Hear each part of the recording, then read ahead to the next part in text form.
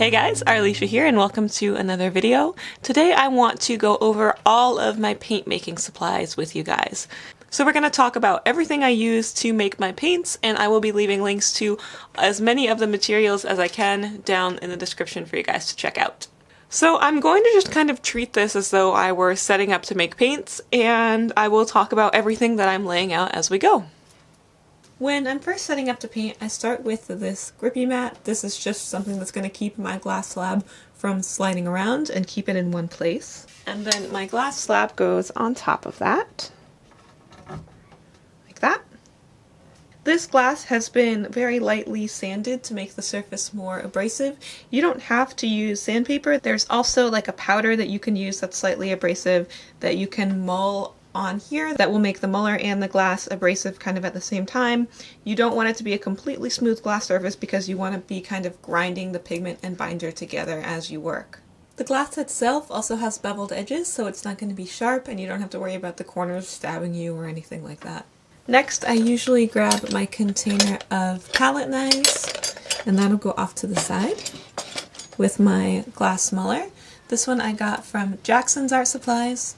I got mine from there mostly because the price was relatively affordable and I was able to use my affiliate credits thanks to you guys for shopping at Jackson's via my links. So I was able to get this for not a lot.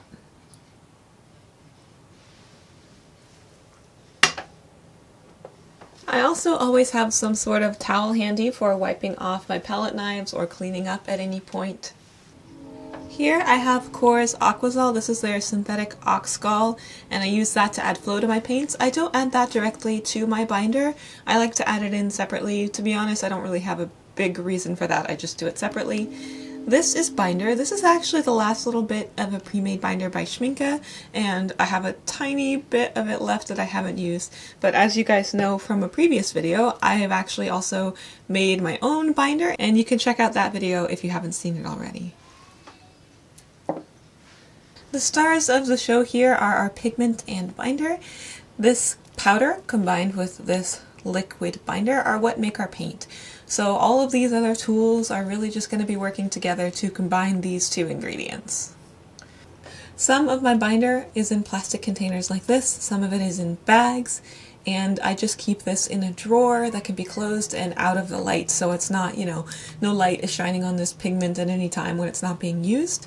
And as mentioned in my binder video, this binder is a combination of gum arabic, distilled water, honey, glycerin, and a little bit of clove oil, and I keep this in the refrigerator. That clove oil acts as a preservative, and this will keep in the fridge for up to 6 months. Once our paint is made, we're going to need somewhere to put it, which is what I have all of these half pans for. I don't put all of an entire batch into half pans though. I usually do somewhere to a quarter or half of it that will actually go into the half pans. The rest of it will go into containers like these, and I will save this with the lid on it, and this paint will stay wet for much longer with the lid on, long enough for me to allow the half pans to dry, and I can refill those pans as I go using the paint that's in these containers. And I guess it would probably be a good idea to label these. I don't have enough colors that I get them confused, so I usually can just look at the containers and know which colors are in them. While my paints are drying, I store them in here. You guys may have seen this little contraption before. It's just a combination of wood and fiberglass that allows me to put my paints in here, and I can slide this lid in over top so that the paints will dry without getting any dust in them while they're drying. And this is just something that my father-in-law built for me. Super simple. I really, really love it. Once the paints are completely dry, I've been keeping them in this box here. So these are all of my completely dry half pans. Most of them are full, but not all of them. I'm slowly building up a collection. As you guys can see, it's kind of hard for me to build up enough of a single color to be ready to sell them. That's another question that a lot of people have had. I am planning to sell these paints. It's just taking me quite a bit of time to finish up enough single half pans of colors to feel like I have enough to sell them. So once these batches are completely full and completely dry, I will probably be selling paints. I'll at least do an initial launch of some of these colors. And that's how it's gonna go. Periodic launches. I do need to make more of pretty much all of these colors before I'm ready to launch them and sell them. Paint making is always going to be a hobby for me. I know that I could spend 40 hours a week making paint and prepping them and getting everything done and turn that into my full-time job, but it's not really what I want to do. So yes, I know I've told you guys that I want to sell these paints and it's taking lots of time, and I just want to thank you guys for being so patient with me because I am doing this in my free time. I'm working on paints sometimes, not all the time, and I'm excited to get to share all of this with you guys, so thank you for your patience in, you know, actually getting your hands on these. They're coming. This may be pretty much everything that goes into making my paints, but it's definitely not everything I use in my process. A couple other very important tools include this respirator, which I wear when I'm working with the actual pigment dust, so I'm not breathing any of that in. And I also wear an apron to keep my clothes kind of, sort of, semi-clean. Let's be honest, that's just an illusion. I like the apron. I still make a mess and everything gets dirty, but respirator, apron, important things. You can also wear gloves if you'd like. As you guys know, I'm not a huge fan of gloves, but if you're working with pigments that are easily staining or you're not entirely sure of their safety, usually when you buy pigments online, the websites will list what's safe, what's toxic, what you need to be concerned about. They kind of have to tell you all that stuff. I always know if I need to be extra cautious with particular pigments that I'm working with before I even start, so I know what safety precautions I need to take because I am doing this in my home, so I want to keep everything as safe as possible. I also have this water bottle. This is not distilled water. I don't spray this on my paints when I'm working. I actually just use this one to clean up.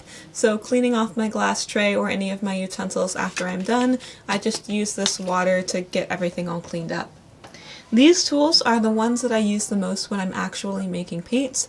So I have this palette knife that I use for mixing the paint on the slab. This is the one that I use to scrape the paint. Actually, this one's brand new because, as you guys may have seen in my last studio vlog, I actually, right here, stabbed myself in the thumb with another one and then immediately broke the next one I got, so I needed a replacement. That one's new. And this little guy I often use to actually fill my half pans, but you can use, even if you just had these two, these are so helpful and I need both of these.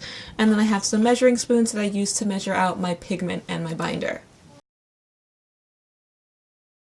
When I was doing research, the glass muller was one of those things that was kind of the hardest to find, and they can be so expensive. It's literally just a solid piece of glass, and depending on the size you get, it can cost a lot. This is one of the largest sizes I could find, which is why I ended up getting this one. But before I got this, I just went to my local secondhand furniture shop and found this fluted champagne flute thing, and I was looking specifically for something with a completely flat glass bottom, which this has. So I just sanded it a little bit, and you can see that this will actually make smaller batches, so you're not going to make as much paint at one time, or at least not as easily or as quickly with this smaller guy. But I only paid $1 for this, and this guy was like $35 or $40, and they can be $60 to $80 depending on where you get them or what you can find. So this is definitely a cheaper alternative. So I really like this because it's completely flat glass bottom and I can work on this surface. I've seen some people use a mortar and pestle, and I guess you could do that with like stainless steel if you weren't worried about, you know, things sticking or staining, but I love the glass slab. I find it a really nice, easy way to make paints. So there are some alternatives. You don't have to always get the most expensive thing you can find. If you guys have any other questions about the paint making process or the materials that I use, please do leave a comment down below. It's been really nice getting to talk to you guys about all of this stuff, and I really hope that this video was insightful and helpful.